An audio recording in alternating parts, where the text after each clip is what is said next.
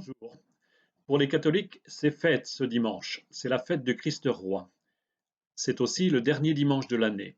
Dimanche prochain, nous commençons une nouvelle année liturgique. Nous entrerons dans le temps de l'Avent qui nous conduira jusqu'à Noël. Mais revenons à ce dimanche du Christ roi.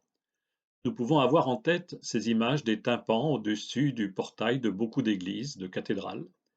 Nous pouvons y contempler le Christ en gloire, les anges qui trient entre les bons et les méchants, entre les élus et ceux qui, selon la parole de Jésus dans l'évangile de ce dimanche, sont condamnés au châtiment éternel. Les textes de ce dimanche nous mettent donc face à Jésus, qui est à la fois berger et roi, au jour du jugement. Comment comprendre la parole de Dieu et ce qu'est ce dernier jour où le Père confie au Fils le jugement final? La première lecture est constituée de quelques versets du livre du prophète Ézéchiel. Le peuple de Dieu a été emmené loin de chez lui en exil à Babylone. L'épreuve vécue a été un vrai traumatisme aussi bien humain que spirituel. Les exilés ont tout perdu et surtout, comment garder foi en Dieu? Où est le Seigneur qui jadis libéra son peuple de l'esclavage en Égypte? Le prophète Ézéchiel, exilé lui aussi, invite à espérer l'intervention du Seigneur. Vous cherchez dans votre Bible le livre d'Ézéchiel. Les versets qu'on va entendre aujourd'hui se trouvent dans le chapitre 34. Nous utiliserons les versets 11, 12, puis 15 à 17. Je vous lis ce texte du prophète Ézéchiel. Ainsi parle le Seigneur Dieu. Voici que moi-même, je m'occuperai de mes brebis et je veillerai sur elles. Comme un berger veille sur les brebis de son troupeau quand elles sont dispersées. Ainsi je veillerai sur mes brebis et j'irai les délivrer dans tous les endroits où elles ont été dispersées un jour de nuages et de sombres nuées. C'est moi qui ferai paître mon troupeau, et c'est moi qui le ferai reposer, oracle du Seigneur Dieu. La brebis perdue, je la chercherai, l'égarée, je la ramènerai, celle qui est blessée, je la panserai, celle qui est malade, je lui rendrai des forces. Celle qui est grasse et vigoureuse, je la garderai, je la ferai paître selon le droit. Et toi, mon troupeau, ainsi parle le Seigneur Dieu. Voici que je vais juger entre brebis et brebis, entre les béliers et les boucs. Par la bouche du prophète, c'est bien Dieu qui parle. Comme un berger prend soin de son petit troupeau, le Seigneur va rassembler son peuple. Il va délivrer tous ceux qui ont été dispersés dans la nuit et la tempête. Il va chercher et retrouver tous ceux qui sont perdus. Il va soigner les malades et guérir la brebis blessée. La promesse de Dieu se réalisera quelques années plus tard, quand le peuple exilé reviendra en terre promise. Plusieurs siècles plus tard, Jésus reprendra cette image, se présentant lui-même comme le bon berger qui prend soin de ses brebis. Nous avons bien besoin d'entendre ces paroles de réconfort en ces temps de souffrance, de solitude, où la pandémie nous contraint à une forme d'exil et nous enferme dans nos logis. Mais pour ce dimanche, c'est la fin de la prophétie qui fait par avance écho avec l'Évangile. Et toi, mon troupeau, ainsi parle le Seigneur Dieu, voici que je vais juger entre brebis et brebis, entre béliers et boucs. Mais avant de nous confronter au jugement divin, la parole de Dieu ce dimanche nous propose de prier Dieu notre berger avec le psaume 22. Le Seigneur est mon berger, je ne manque de rien. Sur des prés d'herbes fraîches, il me fait reposer. Il me mène vers les eaux tranquilles et me fait revivre.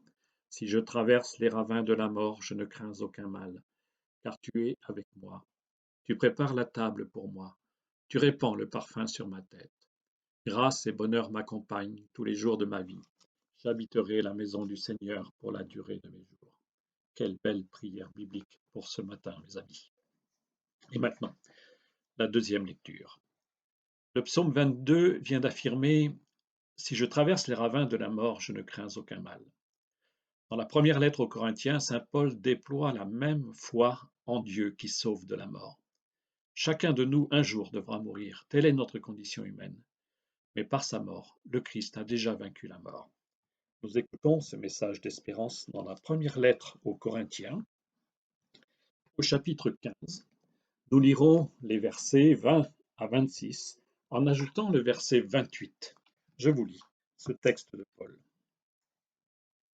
Frères, le Christ est ressuscité d'entre les morts, lui premier ressuscité parmi ceux qui se sont endormis. Car la mort étant venue par un homme, c'est par un homme aussi que vient la résurrection des morts. En effet, de même que tous les hommes meurent en Adam, de même c'est dans le Christ que tous recevront la vie, mais chacun à son rang. En premier le Christ, et ensuite lors du retour du Christ celui qui lui appartienne. Alors tout sera achevé, quand le Christ remettra le pouvoir royal à Dieu son Père, après avoir anéanti parmi les êtres célestes toute principauté, toute souveraineté et puissance, car c'est lui qui doit régner jusqu'au jour où Dieu aura mis sous ses pieds tous ses ennemis. Et le dernier ennemi qui sera anéanti, c'est la mort. Et quand tout sera mis sous le pouvoir du Fils, lui-même se mettra alors sous le pouvoir du Père, qui lui aura tout soumis, et ainsi Dieu sera tout en tous. Paul nous emmène bien loin, jusqu'à la fin des temps, et il nous donne de contempler le Christ, le premier ressuscité. En lui et par lui, tous les morts recevront la vie.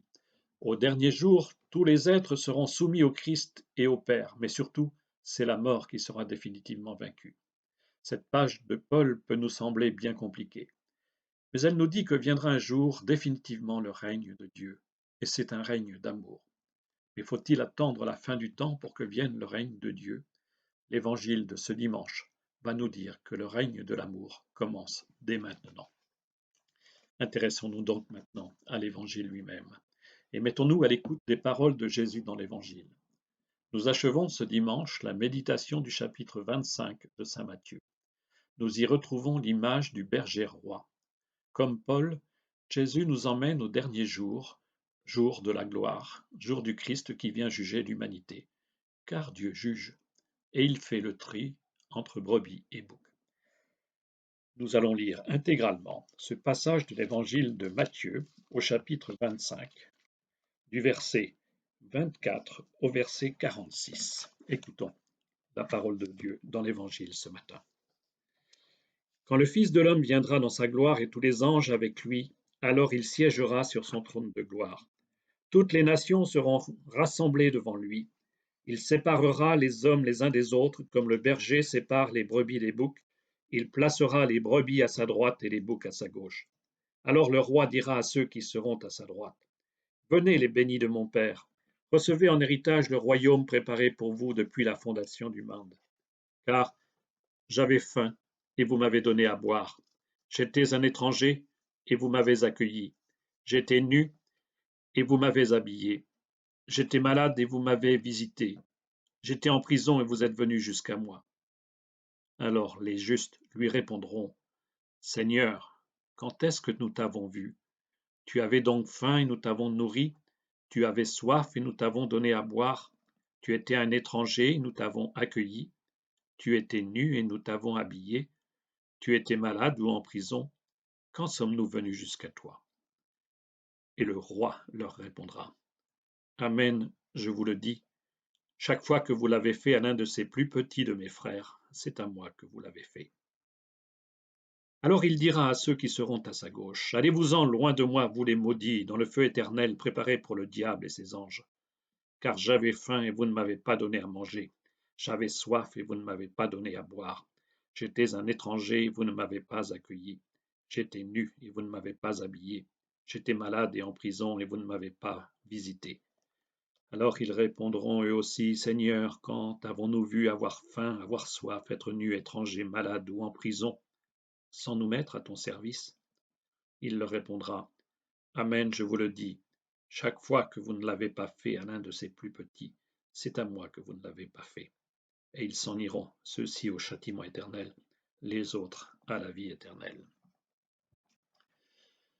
Rude parole, n'est-ce pas, que celle de Jésus ce matin, surtout si on va jusqu'au bout du discours. Car nous avons trop tendance à n'écouter que la première partie. Tout le monde il est beau, tout le monde il est gentil. Et l'évangile de ce matin devrait nous bousculer profondément. Où est le plus sûr chemin pour que s'ouvrent les portes du paradis au dernier jour de notre vie? Il n'est pas d'abord dans la pratique religieuse du culte, de la liturgie. J'ai bien entendu la forte demande d'une partie de mes frères catholiques cette semaine. Rendez-nous la messe. À moi aussi la messe me manque. À moi aussi, communier au corps du Christ me manque. Ce corps livré est notre nourriture spirituelle indispensable, et nous souffrons tous du manque. Mais ce matin, nous ne pouvons pas entendre l'Évangile sans nous laisser bousculer. Notre première et seule nourriture ces jours-ci, c'est la parole. Et elle est une vraie nourriture. Continuant cette semaine la lecture patiente de la dernière lettre encyclique du pape François, Fratelli Tutti, tous frères, j'ai retenu ce passage. Au numéro 74, le pape cite une parole connue de saint Jean Chrysostome. Veux-tu honorer le corps du Christ? Ne commence pas par le mépriser quand il est nu. Ne l'honore pas ici à l'église avec des étoffes de soie pour le négliger dehors où il souffre de froid et de la nudité. Et François ajoute, le paradoxe, c'est que parfois ceux qui affirment ne pas croire peuvent accomplir la volonté de Dieu mieux que les croyants. Le message de Jésus est clair ce matin. Tu cherches Dieu, ne le cherche pas dans l'Église.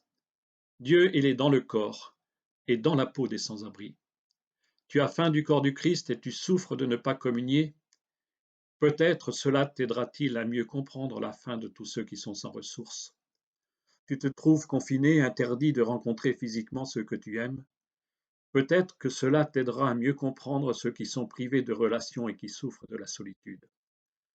Tu es en bonne santé, tu te préserves. Que cela ne t'empêche pas de prendre des nouvelles des plus âgés, qu'ils soient chez eux ou en EHPAD. Tu as la chance d'avoir un toit, mais tu te plains qu'on restreigne tes sorties. Eh bien, pense un peu à tous les étrangers venus chez nous chercher des conditions de vie meilleures et qui n'ont pas de toit. Dans cet évangile, Jésus s'identifie aux pauvres. La foi n'est pas d'apport à faire de relations personnelles avec mon Seigneur et mon Dieu. Ces mots-là, j'avais appris enfant à les penser et à les dire au moment de l'Eucharistie, au moment de l'élévation. Je dois apprendre à les dire chaque fois que la vie me donne de toucher la pauvreté, mon Seigneur et mon Dieu. Le christianisme est la religion de l'incarnation. Notre Dieu est né dans la chair vive. Notre Dieu vit dans la chair vive des humains. La foi chrétienne n'est pas l'évasion dans l'intimité spirituelle du cœur. Elle est la rencontre avec le Seigneur, chaque fois que je le reçois par le visage de mon prochain et dans la vie de l'autre. Nous avons bien entendu la fin de l'Évangile, et ils s'en iront, ceux-ci au châtiment éternel et les justes à la vie éternelle. Jésus ici ne nous donne pas une leçon de morale. Il est question de salut, de notre vie éternelle, de notre entrée au paradis. Le ciel n'est pas une récompense pour nous qui aurons fait brûler beaucoup d'encens dans nos églises. Le paradis, il est pour ceux qui auront encensé le corps des pauvres, car le ciel se prépare sur terre. Bonne semaine.